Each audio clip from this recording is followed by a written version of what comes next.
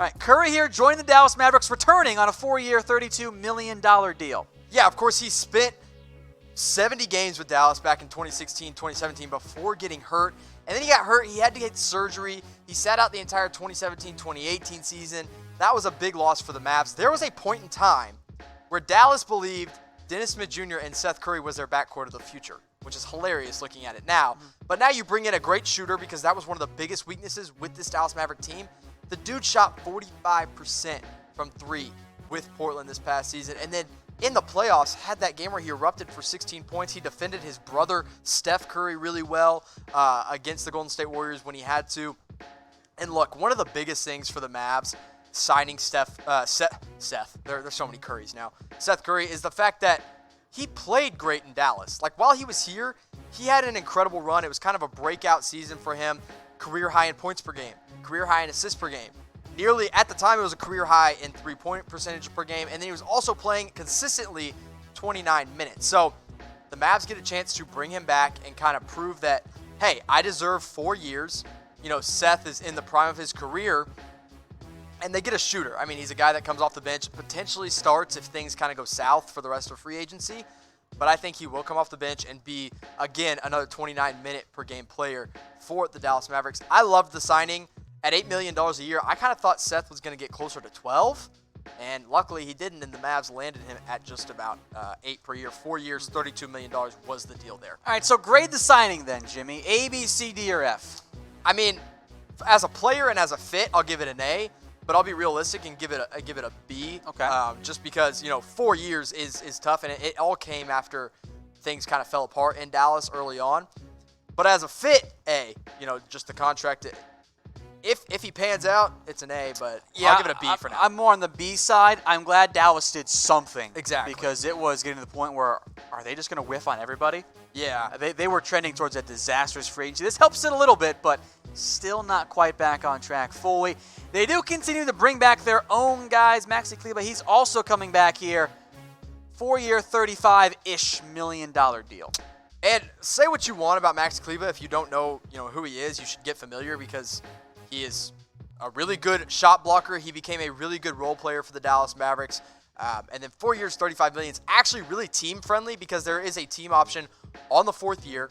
And it's actually at 4 years, $33 million, with incentives to get up to $35 million. They want him off the bench. That's what he's best at. That's where he thrives. And heck, maybe he takes over Dwight Powell's starting role at center. We'll see what he does. But this past year, the numbers don't really stick out to you by any means. Yeah. But the two things that Kleber does really well, he shoots the three and he blocks shots. It's a good combo there. Yeah, I mean, it's a great combo, and it's like a Brook Lopez combo, but he's not that level. I'm not going to say that at all. But Kleber to Dallas was a really important signing. It's something they prioritized and wanted to get done.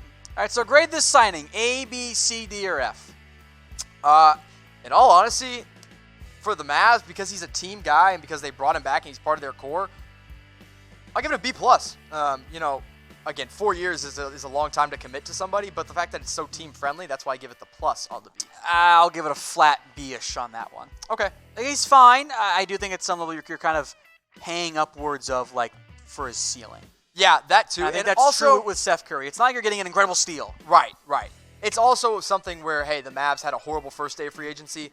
They had to, appease their fans, and that's what they did, and going and signing their own guy in Maxi Kleber. All right, JJ Barea, he's also back with Dallas on a 1-year, $2.5 million deal. Yeah, potentially JJ Barea's last season in the NBA. We'll see how he recovers from that Achilles injury. Coming off the Achilles, we'll see. Yeah, we'll see what actually ends up happening. He plans on playing in the World Cup in August. He plans on playing in that, which is kind of a miraculous comeback already so fast for him. I guess it's because he's a smaller guy. Maybe there's not as much weight on that Achilles, so it's easier for him to jump right back into it.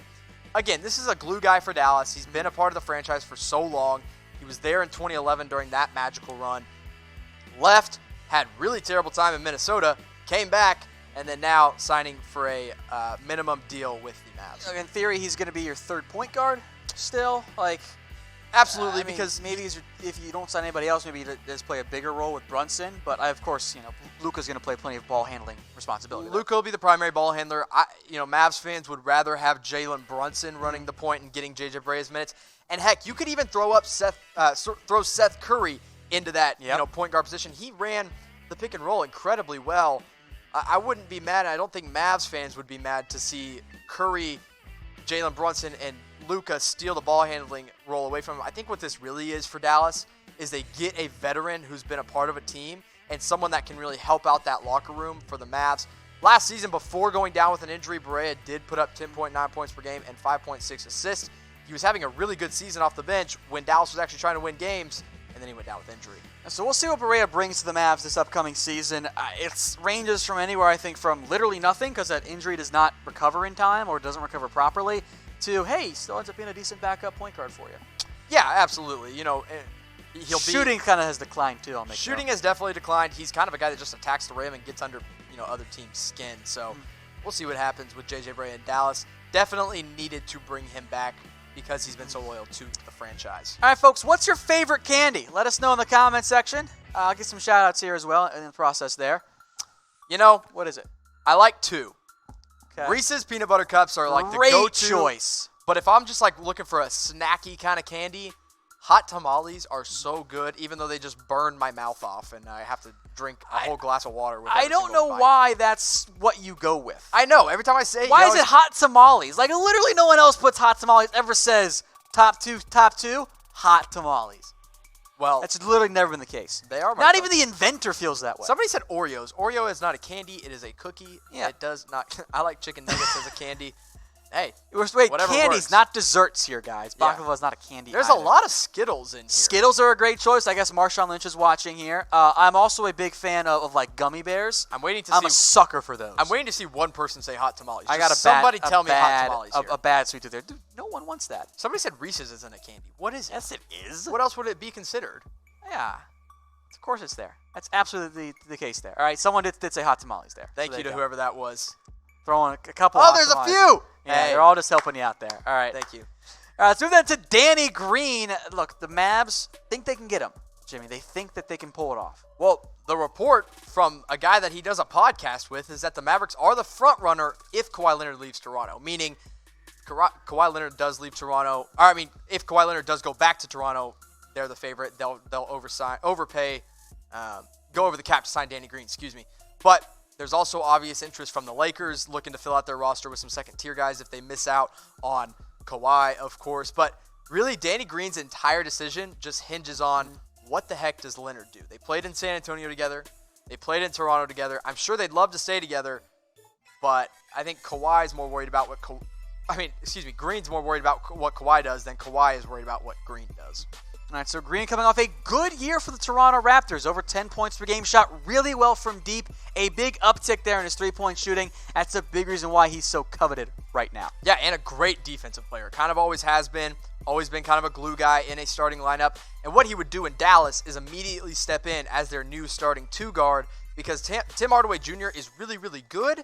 He's really good at scoring the ball, but he's really inefficient and just not a good defender. And what Dallas needs with defense, or with Luka Doncic, and even Jalen Brunson, if he's the starting point guard, is a defensive player like Danny Green. Green would slot in immediately there as the starting shooting guard, by the way. 100%. Yeah, 100%. I would not be surprised to see Dallas overpay to get Danny Green to ensure that he doesn't go to a team, go back to the Raptors, or even, heck, go to the Clippers or Lakers, for that matter.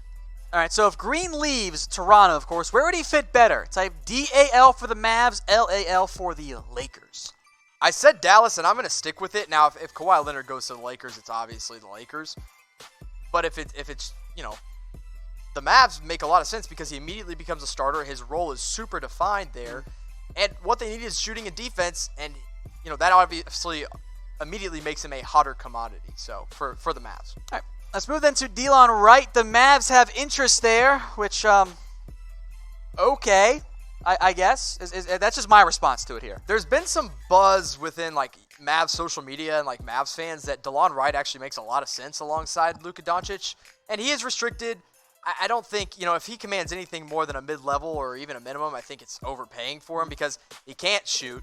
But he is a good defender and a good distributor. And in all honesty, probably the most real reason that Dallas is looking at DELON WRIGHT is because in back-to-back games against Memphis, he dropped triple doubles against the Mavericks, so he kind of showed out against them. Which always helps teams as they look for other players, but he also shot 30% from deep. Under that, I'm not a huge fan of adding a non-3-point shooting guy that's not like a Patrick Beverley. I don't think it's a great fit. The only reason I think it's an okay fit is because of his defense, but you ideally would have someone that can play defense and shoot. Now, maybe it's like a balancing act of, hey, we'll get the Seth Curry who can't play defense but can shoot, and then we'll go get DeLon Wright who can play great defense but he can't shoot worth a lick. Maybe that's where it kind of makes some sense for the Dallas Mavericks. All right, so the Mavs do have interest there. We'll see if they actually pull it off, though. All right, folks, shout out your favorite team in the comment section. We'll give some shout outs here in a little bit as well. But shout it out down there in the comments, be it if it's the Mavs, if it's the Lakers, if it's the Knicks, the Pacers, Celtics, whatever it ends up being. Shout out your favorite team in the comment section. Let us know who it is there. We'll give some shout outs here as well in just a little bit. But focus on the teams there, Raptors, Clippers, Grizzlies, whoever it is. Let us know in the comments section.